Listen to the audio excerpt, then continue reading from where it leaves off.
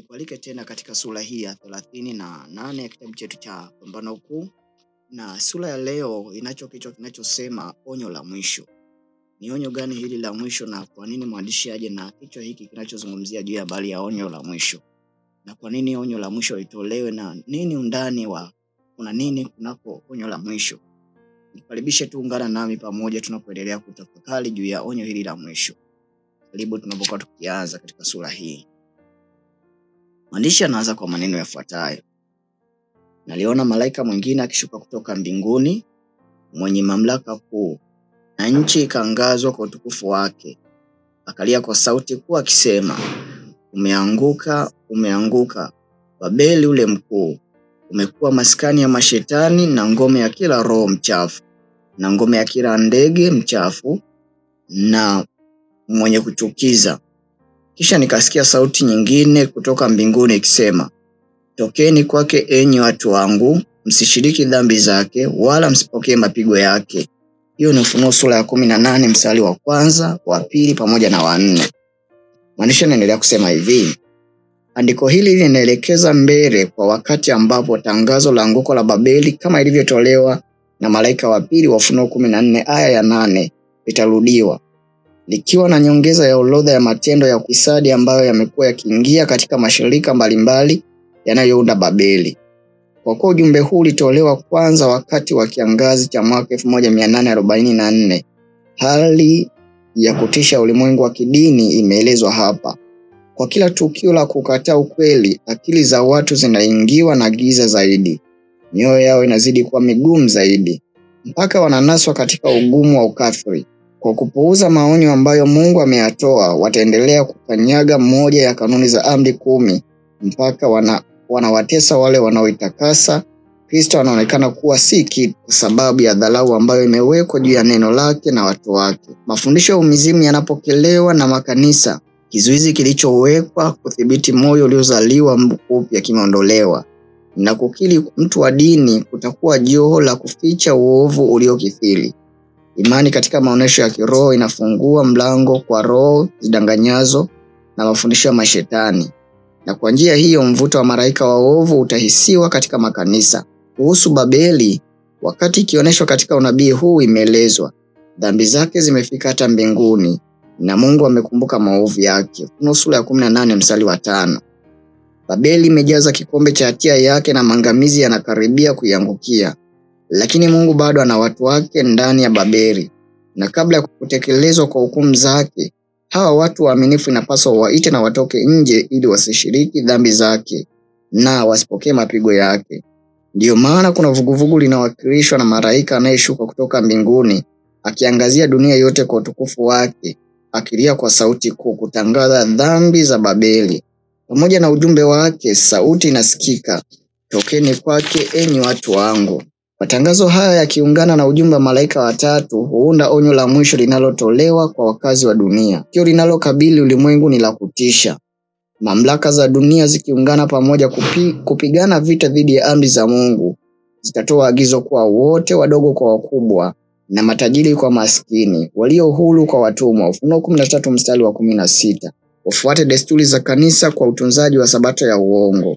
Wote wanaokataa kutii agizo hilo watapata adhabu za kiserikali na hatimaye watatangazwa kuwa wanastahili kifo. Kwa upande mwingine, sheria ya Mungu inayoagiza mapumziko ya siku ya Muumbaji inadai utii na inatishia ghadhabu dhidi ya wale wote wanaovunja kanuni zake. Baada ya agizo kuletwa kwa uwazi mbele ya kila mtu, yeyote atakayekanyaga sheria ya Mungu ili kutii agizo la mwanadamu anapokea alama ya mnyama. Anapokea ishara ya utii kwa mamlaka anayochagua kuitii badala ya Mungu. Onyo kutoka mbinguni ni mtu awaye yote akimsujudia huyo mnyama na sanamu yake na kuipokea chapa katika kipaji cha uso wake au katika mkono wake, yeye naye atakunywa katika mvinyo ya ghadhabu ya Mungu iliyotengenezwa pasipo kuchanganywa na maji katika kikombe cha hasira yake. Ufunuo sura ya 14 mstari wa 9 na wa 10. Lakini hakuna mtu hata mmoja ambaye atakutana na hasira ya Mungu mpaka ukweli umeingia katika akili yake na dhamira yake na umekataliwa. Kuna watu wengi ambao hawajapata fursa ya kusikia ukweli maalum wa wakati huu. Ulazima wa amri ya 4 haujawasilishwa mbele yao katika amri yake halisi. Yeye anayesoma kila moyo na kupima kila nia hata mwacha mtu hata mmoja aliye na shauku ya kujua ukweli adanganywe kuhusu masuala ya msingi katika pambano. Amri haitashinikizwa juu ya watu katika hali ya upofu. Kila mtu atapewa nuru ya kutosha ili afanye uamuzi kwa akili. Sabato itakuwa kipimo kikuu cha utiifu, kwa sababu ni kipengele cha ukweli ambacho kinabishaniwa sana kwa namna ya pekee. Wakati jaribio la mwisho linapofikiwa, mstari unaonesha tofauti utachorwa kati ya wale wanaomtumikia Mungu na wale wasiomtumikia. Wakati ambapo utunzaji wa sabato ya uongo katika kutii sheria ya nchi kinyume na amri ya 4 utakuwa uthibitisho wa kuitii mamlaka iliyompinga Mungu. Utunzaji wa sabato ya kweli katika kuitii sheria ya Mungu ni ushahidi wa utii kwa Muumbaji. Wakati tabaka moja kwa kukubali alama ya kujisalimisha kwa mamlaka za kidunia wanapokea alama ya mnyama, tabaka lingine likichagua ishara ya utii kwa mamlaka ya kimungu wanapokea muhuri wa Mungu. Mpaka wakati huu, wale waliohubiri ukweli wa ujumbe wa malaika watatu mara nyingi walionekana kama wavumishaji wa mambo ya kutisha. Utabiri wao kuwa kukosa uvumilivu wa kidini kutatawala nchini Marekani, kuwa kanisa na serikali vitaungana na kuwatesa wale wanaotunza amri za Mungu. Kumesemwa kuwa kusiko na msingi, na imetangazwa kwa uhakika kuwa nchi hii haiwezi kuwa tofauti na jinsi ambavyo imekuwa siku zote. Mtetezi wa uhuru wa kidini. Lakini suala la ulazimishwaji wa utunzaji wa Jumapili linahamasishwa kila mahali. Tukio ambalo limetiliwa mashaka na kutoaminiwa kwa muda mrefu linaonekana kama linakaribia. Na ujumbe wa tatu utaleta matokeo ambayo hajawahi kuletwa kabla ya hapo.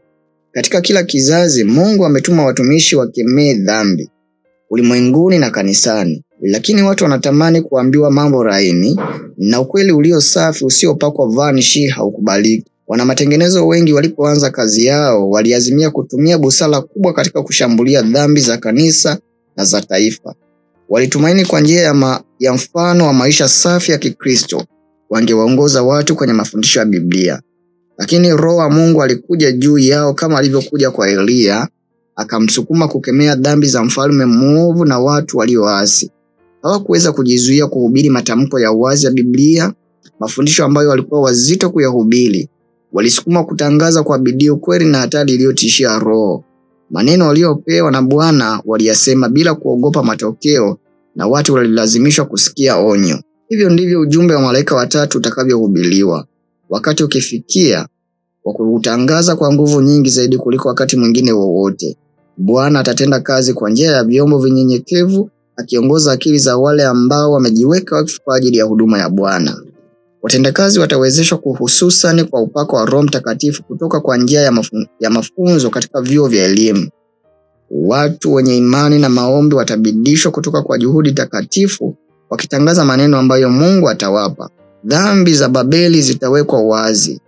Matokeo ya kutisha ya kushinikiza uadhimishaji wa siku kuu ya kanisa kwa njia ya mamlaka za kiserikali, madhara ya umizimu, maendeleo ya kimya lakini ya kasi ya mamlaka ya upapa, vyote vitawekwa wazi. Kwa njia ya maonyo haya watu wataamshwa.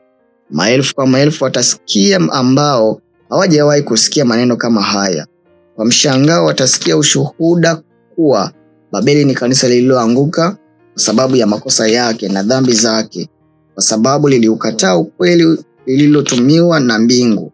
Watu watakapowaendea walimu wao wa dhamani wakiwa na swali la dhati, je, mambo haya yako hivyo? Wachungaji watawasimulia hadithi za kutunga, watatoa unabii wa mambo laini ili kupoza hofu zao na kunyamazisha dhamira zao zilizoamshwa. Lakini kwa kuwa wengi watakataa kudhihirishwa na mamlaka za watu na kudai tamko la wazi la hivi ndivyo Bwana asemavyo, viongozi wa kanisa sawa na Mafarisayo wa dhamani, wakiwa wamekasirika kwa kuwa mamlaka yao imehojiwa, watakemea ujumbe huo wakisema kuwa ni ujumbe wa Shetani, na watawachochea wapenda dhambi wawatukane na kuwatesa wale wa utangazao. Pambano litakapopanuka na kuingia katika maeneo mapya, na akili za watu kuvutwa na kugundua sheria ya Mungu iliyokanyagwa, Shetani ataamka. Nguvu iliyomo katika ujumbe itawakasilisha zaidi wale wanaopinga ujumbe. Viongozi wa kidini watatumia nguvu nyingi sana kuizima nuru isije ikawamulika waumini wao. Kwa kila njia iliyoko katika uwezo wao, watajitahidi kukomesha mjadala wa masuala haya muhimu. Kanisa litaomba msaada wa mkono wenye nguvu wa serikali, na katika kazi hii wafuasi wa upapa na Waprotestanti wataungana. Vuguvugu la ulazimishaji wa Jumapili litakuwa na ujasiri mkubwa zaidi na litawekewa mikakati ya makusudi. Sheria itatungwa dhidi ya watunzaji wa amri 10, watatishiwa kutozwa faini na kupelekwa kifungoni, na baadhi watapewa vyeo vikubwa na zawadi na fursa zingine kama vishawishi vya kuwafanya wakane imani zao. Lakini jibu lao lisilobadilika ni mtuoneshe kosa letu katika neno la Mungu. Ombi ambalo liliwahi kutolewa na Luther. Katika mazingira yanayofanana na hayo, wanaofikishwa mahakamani wanatoa ushuhuda thabiti wenye nguvu kwa ajili ya ukweli, na baadhi ya wale wanaosikia wanachukua uamuzi wa kusimama pamoja na wale wanaotunza amri za Mungu. Kwa njia hiyo nuru itapelekwa kwa maelfu ambao kama isingekuwa kwa njia hiyo wasingepata fursa ya kujua ukweli huu. Utii uliojengwa juu ya uelewa wa neno la Mungu utachukuliwa kuwa uasi. Kwa kufumbwa macho na Shetani, mzazi atatumia ukali na ukatili dhidi ya mtoto wake atakayeuamini ukweli. Upendo utatoweka. Watoto watanyang'anywa urithi wao na watafukuzwa nyumbani. Maneno ya Paulo yatatimizwa kama yanavyosomeka: wote wapendao kuishi maisha ya utauwa katika Kristo Yesu wataudhiwa. Timotheo wa pili sura ya 3 mstari wa 12. Watetezi wa ukweli watakapokataa kuiheshimu sabato ya Jumapili, baadhi watatupwa gerezani, baadhi yao watakimbia nchi zao, baadhi watafanywa kuwa watumwa. Kwa hekima ya kibinadamu, yote haya kwa sababu yanaonekana kama mambo yasiyowezekana, lakini Roho Mtakatifu anayezuia atakapoondolewa kwa watu, wabaki wakiwa chini ya utawala wa Shetani ambaye anachukia kanuni za kiungu, kutakuwepo na matukio ya ajabu. Moyo unaweza kuwa mkatili wakati hofu ya Mungu na upendo wake vinapokuwa vimeondolewa. Dhoruba inapokaribia, tabaka kubwa la watu ambao wameuamini ujumbe wa malaika watatu lakini hawakutakaswa kwa njia ya kutii ukweli watatupiliwa mbali msimamo wao na watajiunga na kundi la wapinzani. Kwa kuungana na ulimwengu na kushiriki roho yake, watakuwa na mtazamo wa mambo unaofanana sana na wa ulimwengu, na wakati jaribu linapokuja watakuwa tayari kuchagua upande ulio rahisi, upande unaopendwa na wengi. Watu wenye talanta, wenye nafasi ambao awali walifurahia ukweli, watatumia mivuto yao kudanganya na kupoteza. Watatokea kuwa maadui wakuu wa ndugu zao wa zamani. Wakati washika sabato watakapoletwa mbele ya mahakama kujibu maswali kuhusu imani yao, hawa waasi watakuwa mawakala makini wa Shetani katika kuwakilisha vibaya washtaki, na kwa njia ya taarifa za uongo na kauli zisizokuwa za kweli watawachochea watawala dhidi yao. Katika kipindi hiki cha mateso, imani ya watumishi wa Bwana itajaribiwa. Watakuwa wametoa onyo kwa uaminifu, wakimwangalia Mungu na neno lake pekee. Roho wa Mungu akigusa mioyo yao amewabidisha kusema, wakisukumwa na bidii takatifu na nguvu ya Mungu ikiwa juu yao, wataingia katika utekelezaji wa majukumu yao bila ya kuhofia matokeo ya kuwahubiri watu neno ambalo Bwana atawapa. Hawatajali maslahi yao ya muda, wala hawatajali heshima yao au maisha yao. Hata hivyo, wakati dhoruba ya upinzani na dhihaka itakapopasukia juu yao, baadhi yao kwa hofu na mshangao watafikia hatua ya kusema, ikiwa tungejua mapema matokeo ya maneno yetu, tungenyamaza kabisa. Watazingirwa na matatizo makubwa. Shetani atawashambulia kwa majaribu makali, kazi ambayo walikuwa wamejaribu kuifanya inaonekana kana kwamba iko nje ya uwezo wao kuikamilisha.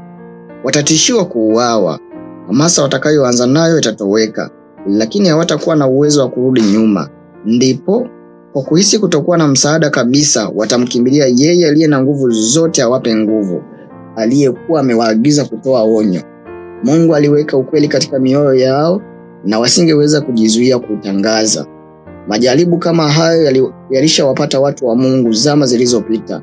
Wycliffe, Hans, Jerome, Tyndale na Wesley walisisitiza kuwa mafundisho yote lazima yapimwe kwa kuyalinganisha na Biblia, na walitangaza kuwa wangekataa kila kitu ambacho Biblia ilikataa. Dhidi ya hawa, mateso yalilindima kwa hasira kali.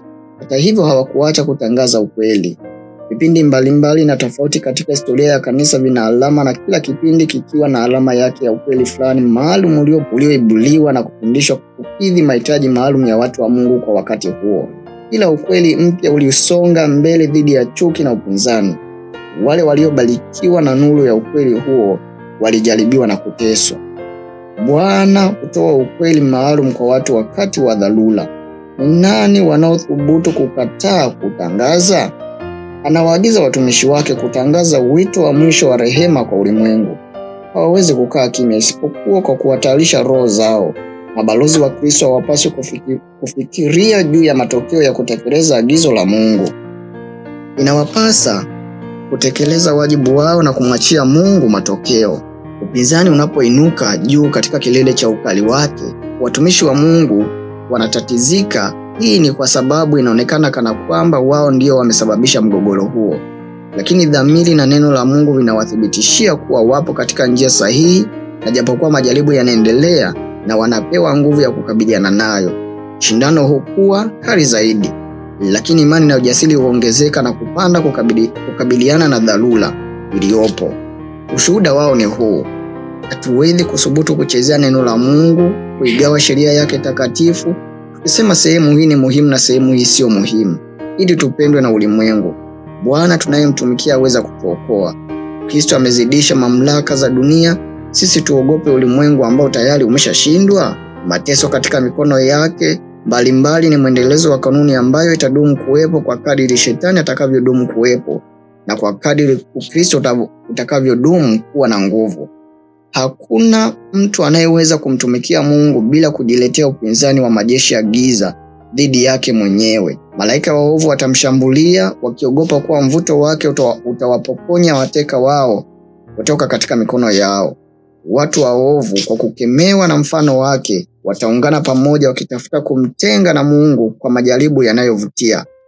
Haya yasipofaulu kumwangusha, ndipo mamlaka yenye nguvu inatumika kumlazimisha aende kinyume na dhamiri yake. Lakini kadiri Yesu anavyoendelea kuwa mwombezi wa wanadamu katika patakatifu pa patakatifu mbinguni, nguvu inayozuia ya Roho Mtakatifu itahisiwa na watawala wa watu. Kwa kiasi fulani, bado nguvu hii inatawala sheria za nchi. Isingekuwa kwa njia ya sheria hizi, hali ya ulimwengu ingekuwa mbaya zaidi ya ilivyo sasa. Wakati wengi wa watawala wetu ni mawakala hai wa shetani, Mungu pia anao mawakala wake miongoni mwa watu wakuu wa nchi. Adui anawasukuma watumishi wake wapendekeze hatua ambazo zingeweza kuzuia kazi ya Mungu. Lakini viongozi wa serikali wanaomcha Bwana wanashawishiwa na malaika watakatifu wapinge mapendekezo kama hayo kwa hoja zisizoweza kujibiwa. Nitarudia aya hii: wakati wengi wa watawala wetu ni mawakala hai wa shetani, Mungu pia anao mawakala wake miongoni mwa watu wakuu wa nchi. Adui anawasukuma watumishi wake wapendekeze hatua ambazo zingeweza kuzuia kazi ya Mungu. Lakini viongozi wa serikali wanaomcha Bwana wanashawishiwa na malaika watakatifu wapinge mapendekezo kama hayo kwa hoja zisizoweza kujibiwa. Kwa njia hiyo, watu wachache wanathibiti mkondo wenye nguvu wa uovu. Upinzani wa maadui wa ukweli utathibitiwa ili ujumbe wa malaika watatu uweze kufanya kazi yake. Wakati onyo la mwisho litakapotolewa, litavuta usikivu wa hawa viongozi wa umma ambao kwa njia yao Bwana anatenda kazi, na baadhi yao watakubali kuponya na watasimama na watu wa Mungu katika kipindi cha taabu. Malaika anayejiunga katika utangazaji wa ujumbe wa malaika ataangazia dunia yote kwa utukufu wake. Kazi inayoenea duniani kote na ambayo ina nguvu isiyokuwa ya kawaida imetabiriwa hapa. Vuguvugu la ujio wa pili la miaka ya 1800 hadi 44 lilikuwa udhihirisho wenye nguvu wa mamlaka ya Mungu. Ujumbe wa malaika wa kwanza ulipelekwa kwa kituo cha umissionari ulimwenguni kote, na katika baadhi ya nchi kulikuwepo shauku ya kidini kubwa kuliko iliyowahi kushuhudiwa katika nchi yoyote tangu wakati wa matengenezo ya karne ya 16. Lakini haya yote yatazidiwa na vuguvugu kuu itakalotokea chini ya onyo la mwisho la malaika watatu. Kazi itakuwa kama ile ya siku ya Pentekoste, kama mvua ya vuli iliyotolewa kwa kumwagwa kwa Roho Mtakatifu wakati wa ufunguzi wa Injili kuwezesha kuchipuka kwa mbegu za thamani. Kadhalika mvua ya masika itatolewa wakati wa kufunga Injili kwa ajili ya kukomaza mavuno. Nasi tujue, naam, kaendelee kumjua Bwana. Kutokea kwake ni yakini kama asubuhi, na atatujilia kama mvua ya vuli ilinyeshwayo nchi. Sura ya 6 mstari wa 3. Laini basi enyi wana wa Sayuni, mkafurahie Bwana Mungu wenu, kwa kuwa yeye huwapa ninyi mvua ya masika kwa kipimo cha haki, naye huwanyeshea mvua ya masika na mvua ya vuli kama kwanza. Yoeli sura ya 2 mstari wa 23. Itakuwa siku za mwisho, asema Mungu, nitamwagia watu wote roho yangu, na itakuwa kila atakayelitii jina la Bwana ataokolewa. Kazi kubwa ya Injili itafungwa kwa udhihirisho wa nguvu ya Mungu, ambayo sio pungufu ya ile iliyoonekana wakati wa kuifungua. Unabii uliotimizwa katika umwagaji wa mvua ya vuli wakati wa kufungua Injili utatimizwa tena katika umwagaji wa mvua ya masika wakati wa kufunga Injili. Hapa kuna nyakati za kuburudishwa ambazo Petro alikuwa akizifikiria aliposema, tubuni basi, mrejee ili dhambi zenu zifutwe, zipate kuja nyakati za kuburudishwa kwa kuwako kwake Bwana, apate kumtuma Kristo Yesu. Matendo sura ya 3 mstari wa 19 na wa 20. Watumishi wa Mungu, nyuso zao zote zikiwa zimeangazwa na kung'arishwa kwa baraka ya utakatifu, wataharakisha kutoka sehemu moja kwenda nyingine, wakiwa na ujumbe kutoka mbinguni. Kwa maelfu ya sauti duniani kote, onyo litatolewa, miujiza itafanywa, wagonjwa wataponywa, na ishara na maajabu vitaandamana na waaminio. Shetani pia atatenda kwa maajabu ya uongo, hata akishusha moto kutoka mbinguni mbele ya watu. Ufunuo sura ya 13 mstari wa 13. Hivyo wakazi wa dunia watatakiwa kutoa msimamo wao. Ujumbe utahubiriwa sio kwa njia ya kutumia hoja sana, bali kwa njia ya ushawishi wa kina wa Roho wa Mungu. Hoja zimekwisha wasilishwa, mbegu zimeshapandwa, na sasa zinachipuka na kuzaa matunda. Machapisho yaliyotawanywa na watendakazi wa kimisionari yametoa mvuto wake, lakini wengi ambao akili zao ziliguswa walizuiwa kuelewa vizuri ukweli, au walizuiwa kuutii ukweli. Sasa miale ya nuru inapenya kila mahali. Ukweli unaonekana katika uwazi wake, na watoto waaminifu wa Mungu wanakata kamba zimewashika. Mshikamano wa kifamilia, uhusiano wa kikanisa havina nguvu ya kuwazuia sasa. Ukweli una thamani kubwa zaidi kuliko mambo yote mengine. Licha ya mawakala ambao wataungana kusimama dhidi ya ukweli, watu wengi watakata shauri kusimama upande wa Kristo. Nitarudia haya hii ya mwisho. Licha ya mawakala ambao wataungana kusimama dhidi ya ukweli, watu wengi watakata shauri kusimama upande wa Mungu. Ujumbe wa malaika watatu umeendelea kuhubiriwa, kweli ya neno la Mungu imetolewa. Na kitu cha pekee katika sura hii ambacho nimekipenda, mwandishi anazungumzia juu ya habari ya tawala za ulimwengu, kwamba wakati fulani tunaona tawala nyingi kwa asilimia kubwa ngozi wake mkubwa amekuwa ni Ibilisi. Lakini kwa namna ya pekee Mungu mwenyewe anao watu wake ambao wakati fulani tunaona amani na mambo mengi yatokee, kumbe kwa sababu tu ya waaminifu wa Mungu ambao wameendelea kusimama na kutetea kweli ya Mungu. Nikutie moyo wewe ambaye Mungu kwa namna moja ama nyingine amekupatia nafasi ya kusimama sehemu fulani katika jamii fulani au sehemu fulani katika serikali. Mungu anahitaji uwe mwakilishi wake mzuri, kwa sababu kupitia maneno yako ambayo utayatoa, kupitia hekima yako ambayo Mungu amekupatia, waweza kulitetea na kusimama kwa ukweli wa Mungu, na kazi ya Mungu ikaenda kwenda mbele, na amani katika ulimwengu wetu inaweza kuendelea kuwepo. Na vitu vingi ambavyo tunaviona huenda vinaendelea kutokea ni kwa sababu tu ya wewe uliye mwaminifu wa Mungu. Mungu aendelee kukutumia vyema, na Mungu yuko pamoja nawe, usiogope. Hii ndiyo sura ya mwisho ambalo Mungu anatoa onyo kwa watu wake. Mungu onyo lake ni kutoka, tokeni kwake enyi watu wangu, tusishiriki dhambi za huyo Babeli na maangamizi yake, kwa sababu yeye amekwisha kutangaziwa maangamizi. Hivyo Mungu anatusihi na anatuita katika onyo lake hili la mwisho uweze kutoka kwake, na yeye yuko tayari kupokea. Mungu akubariki tena. Karibu wasaa mwingine tena tunapokuwa tukiendelea kwa sura kadhaa ambazo zitakuwa zinafuata.